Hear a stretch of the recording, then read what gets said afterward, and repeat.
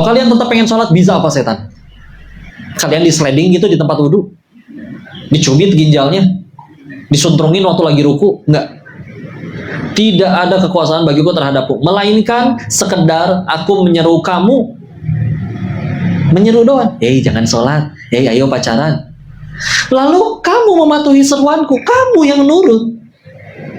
Kalau kamu nggak nurut, aku bisa apa? Tidak ada kekuasaanku terhadapmu. Oleh sebab itu, janganlah kamu mencerca aku, tetapi cercalah dirimu kamu sendiri. Kan kamu yang nurut, aku nggak bisa apa-apa.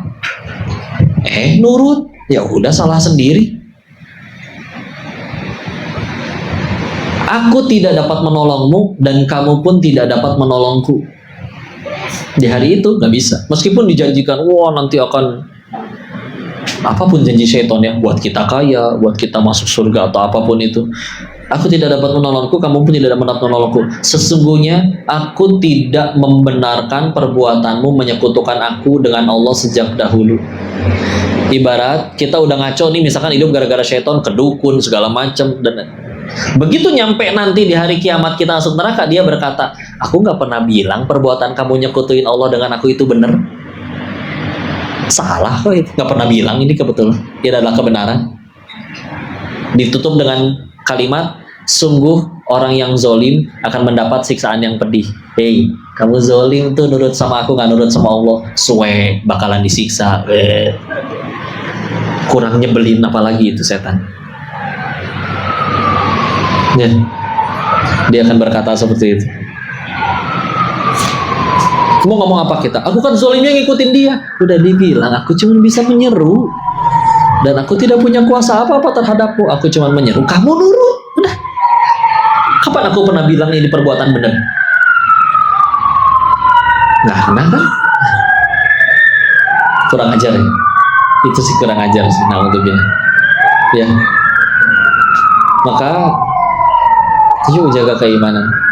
Kita kadang terlalu fokus sama masalah kita, Pak. Gimana ya cicilan ini beres, gimana ya masalah di kantor ini beres. Padahal yang harusnya kita khawatirkan adalah gimana kedekatan kita sama Allah. Beres atau enggaknya kan tergantung Allah nolong atau enggak. Ada masalahnya pun Allah yang izinin. Kenapa Allah izinin kita dapat masalah? Satu, lumayan gugurin dosa. Dua, bisa jadi kita kebablasan ngaco, kebanyakan nyolong atau kebanyakan selot, akhirnya punya banyak utang, akhirnya digebugin orang, akhirnya dibenci orang, akhirnya dipecat. Konsekuensi, ya. Dan sambil ngadepin konsekuensinya, gugurin dosa. Lebih beruntung koruptor yang ketangkep di dunia daripada seumur hidup gak pernah ketangkep, diganjarnya nanti setelah mati, lebih repot. Ya. Nah, kita kadang masih sibuk mikirin gimana caranya. Allahnya enggak, ke belakang aja, ke belakangan. Padahal kejadiannya atas izin Allah. Ya kita ukur lagi kedekatan. Kok tapi ada kok orang tetap sholat, tetap ibadah, tetap masalahnya tetap banyak. Mudah bagi Allah, dibikin hatinya nggak ngerasa itu masalah. Kau kenal pengusaha yang omsetnya sebulan 18 miliar ngambek. Kenapa? Karena bulan sebelumnya 20 miliar. Tetap untung, tapi ngambek. Mudah bagi Allah, punya nikmat sebanyak itu pun tetap dibikin hatinya ngambek. Dibikin hatinya nggak enak, menderita, ngambek, kesel. Tapi mudah bagi Allah ngebuat guru PAUD, guru ngaji di desa, di kampung, boro-boro ngerasain duit miliaran, Pak. Gaji kadang sebulan 250.000, tapi tenang, weh, lempeng. Biaya anak-anaknya sekolah gimana? Ngapalin Quran semua jadi beasiswa. Sedangkan yang naudzubillah korupsi segala macam, jangan heran kalau tahu-tahu anaknya ada yang mati overdosis narkoba. Anak-anaknya tahu-tahu gebugin anak orang, nginjek-injek kepalanya sampai masuk rumah sakit, bapaknya ikut kena kasus. Ya. Alhamdulillah, mudah. Ada yang anaknya nyolong sendiri dari bapaknya. Di waktu kalau di Thailand itu, ya Allah, bagi bandar judi duit bukan masalah. Mereka bayar guru dan sekolah termahal sanggup, bahkan ada yang sanggup bangun sekolah sendiri buat anaknya. Ngapain bela-belain beli tanah lagi, ngebangun lagi. Tapi Allah nggak ridho sama sumber duitnya. Ada yang anaknya LGBT, mungkin dia lupa leluhurnya Adam dan Hawa, bukan Adam dan Asep. Maaf kalau ada Pak Asep ya. Ya bismillah. Yang tadi guru PAUD sebulan gaji 250.000, adik-adiknya beasiswa semua. tanpa dipaksa-paksa, ayo ngaji nak, prihatin sendiri. Ya. Nah gitulah. Kita bukan nggak boleh punya banyak, tapi kita nggak pernah disuruh nyari yang banyak. Kita disuruhnya nyari yang berkah. Pertanyaan harta tuh cuma dua, dapatnya dari mana, dipakainya buat apa, udah itu aja. Maka bapak mau punya duit 1 kuadriliun, terserah, selagi nggak nyolong, nggak nipu dan lain-lain. Daripada punya duit cuma 1 juta, tapi dapatnya dari pinjol, dipakainya buat judol, rungkat, itu asli.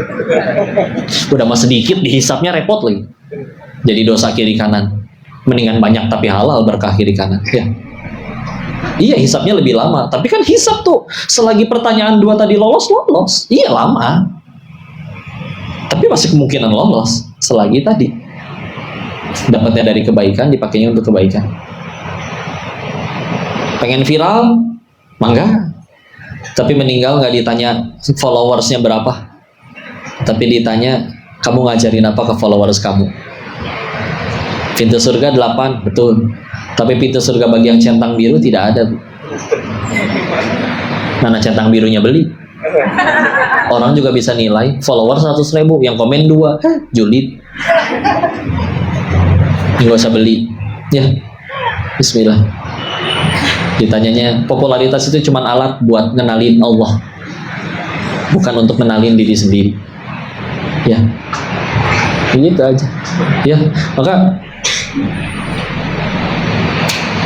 naudzubillah, hati-hati ya dengan jebakan syaitan tadi. Kita sudah bacakan ayatnya, dia akan berkata seperti itu. Naudzubillah.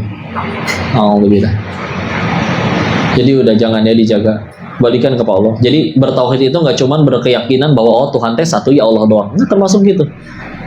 Aku dilarang mati sebelum semua rezeki yang Allah jamin bagiku belum keterima semua, nggak akan mati. Bismillah. Nyolong nggak mau, udah.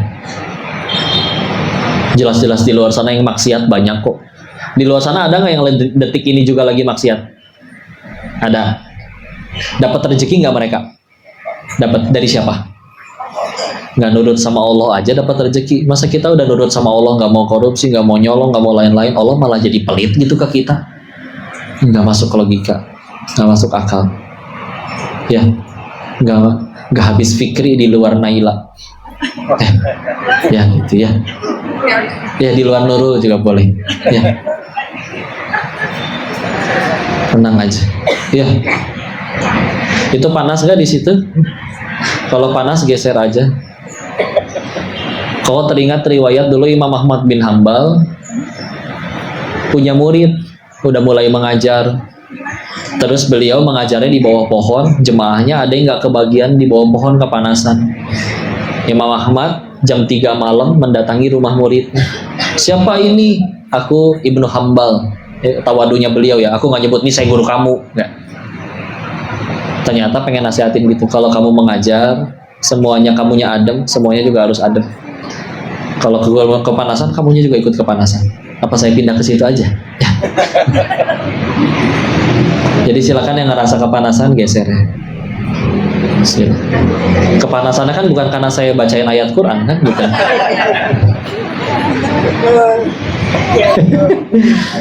Jadi itu dijaga ya, hati-hati. Hal-hal sederhana.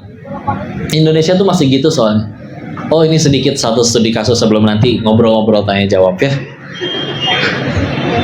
Tahu kisah si Yana nggak? Ini sempat viral di Jawa Barat, mah kayaknya viral ya. Ada orang namanya Yana, naik motor ke Sumedang sana lewat Cadas Pangeran. Dia WA ke istrinya, kayaknya aku diikutin orang. Kurang lebih gitu ya. Kalau aku nggak balas lagi, mungkin terjadi sesuatu sama aku. Tahu-tahu centang 1, kayak mati handphonenya gitu. Biasa kan kalau terkirim kan centang biru 2 ya, gitu kan. Checklistnya 2. Udah gitu, istrinya nyari ke Cadas Pangeran, motornya ada pak di pinggir jalan. Suaminya, Yananya nggak ada. Tahu sendiri Indonesia, langsung rame. Besok-besok ada beberapa dukun live YouTube di situ. Sok-sokan kesurupan. Sahasia, aing orai koneng. Mana si anak diculik ku aing. Nanti dukun yang lain beda lagi, aing biawak hejo. Beda warna-warni ya. Tadi kuning, saya sekarang hijau. Tahu apa yang terjadi? Sekitar 3 harian kemudian, si Ana tahu-tahu muncul di polsek di Cirebon. Ditanya sama polisi, kamu bener diculik ku Orai Koneng? Orai Koneng naon, Pak? Ah, ini banyak viral.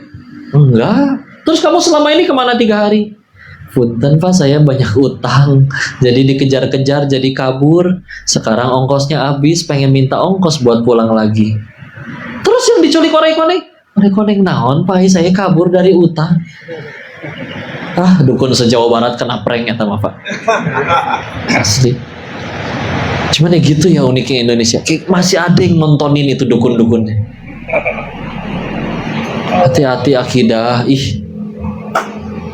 Punten atulah. Kita yang wajib itu cuma 5 waktu loh. Tapi terjaga akidahnya, beriman kepada Allah, masih punya peluang ke surga demi Allah. Daripada kamu sholat sehari 40 rakaat berikut duha dan tahajudnya, tapi tidak beriman kepada Allah. Orang Jepang kalau pengen bikin robot sholat, Pak, bisa dibikin ini robot begitu pencet tombol on off, dia langsung sholat 24 jam. Apakah dia disebut robot soleh? Enggak ada robot atuh. Dimatiin berhenti ruku. Dan tidak membuat dia jadi robot baik gitu, jadi punya empati. Robot tuh ya gitu. Jangan sampai badan kita mah ruku sujud, akidah rusak. Ke orang nggak jadi rahmatan lil alamin. Sama saudara beda dikit gelut wae. Dulu julid ke teman tongkrongan yang beda pendapat. Sekarang udah ngaji hijrah julid tapi ke ustadz yang beda pendapat. Udahlah, jangan ya. Maka yuk dijaga ya. Ini pas 13.01, kayak sisain waktu untuk diskusi, tanya jawab, atau kalau saya ada salah menyampaikan tolong dikoreksi. Kalau ada itu juga, Ibu lebih pengen tanya jawab atau foto-foto? Oke, percuma saya ajukan tanya jawab berarti ya udah. Ya. Jadi tanya jawab apa enggak nih? Ada yang mau ditanyakan dulu? Nah, kalau ada ya, kalau enggak ya udah nurutin nyenengin ibu-ibu aja. Ya. Kembalikan dulu ke MC kita, silakan.